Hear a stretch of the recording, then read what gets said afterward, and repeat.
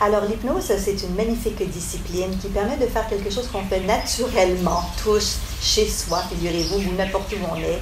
C'est quand on a à un moment donné un moment où on va à l'intérieur de soi. Ce que j'adore de l'hypnose, c'est que c'est naturel en fait. C'est que c'est un état de transe, bien sûr, où on est dans une ouverture de conscience, mais en contact avec notre être profond. Donc, en contact avec notre inconscient, et où on peut passer des suggestions, donc on dit des choses, et ça s'imprime encore plus profondément à l'intérieur de nous. Alors, l'hypnose sert à beaucoup de choses, en fait. On connaît beaucoup aujourd'hui l'hypnose médicale. Elle est très, très populaire. Il y a beaucoup de gens qui l'utilisent, ne serait-ce que dans, bien sûr, des hôpitaux, les salles d'attente, des opérations. Mais il y a toutes sortes d'autres formes d'hypnose aussi. L'hypnose dite thérapeutique, pour accompagner les gens qui sont en difficulté pour la gestion de la douleur, pour des stress, des anxiétés au besoin, l'arrêt du tabac, ça dépend desquels, différentes formes aussi.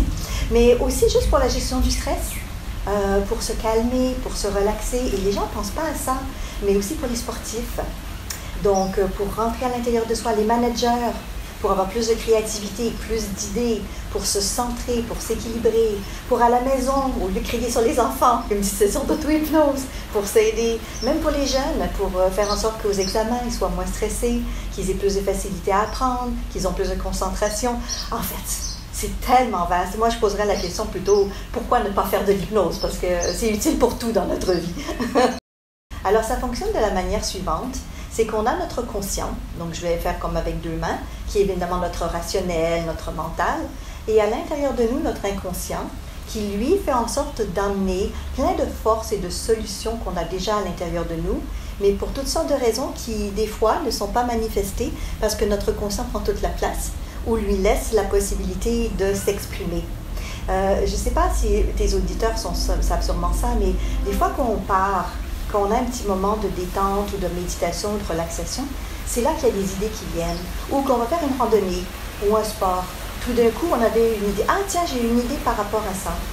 Parce que ce sont des moments où notre conscient est moins actif et l'inconscient a le temps d'émerger. Donc, il nous donne des réponses, des solutions, des idées.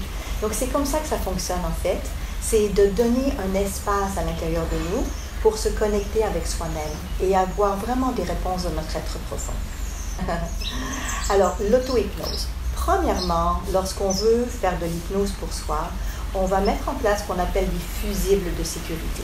Pas parce que c'est dangereux nécessairement, mais c'est juste que comme on le fait pour soi, très souvent c'est question de combien de temps je vais prendre pour être sûr de revenir.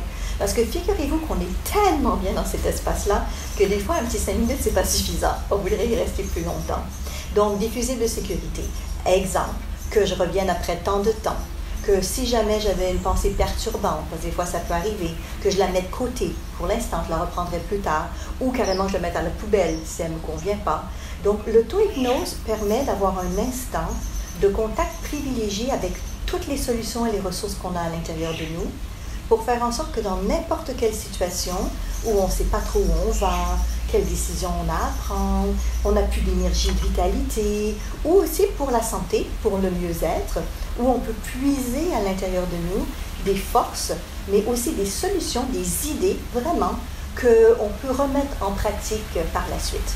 Ne serait-ce qu'aller à l'intérieur de nous-mêmes, dans cet espace profond, vous voyez, là, je suis déjà en train de commencer à le faire, en prenant le temps de respirer. Voilà, déjà vous voyez ce qu'on appelle des indicateurs de transe. Je sens mes petites paupières là, qui bougent. Donc l'auto-hypnose c'est un outil pour soi. Et c'est ça qui est magnifique de ça, c'est qu'on ne dépend pas de personne d'autre. On est totalement autonome en prenant le temps que nous on a besoin pour aller en nous et générer, encore une fois, ça peut être de la motivation, de la compassion, du calme, de la sérénité, dans ce qu'on appelle un safe place, un endroit qu'on crée en nous par visualisation, mais qui devient tellement réel à l'intérieur de nous, tous nos sens sont comme surdimensionnés, et cet espace est un espace de ressourcement. Donc, on va en nous se ressourcer. C'est ça l'auto-hypnose.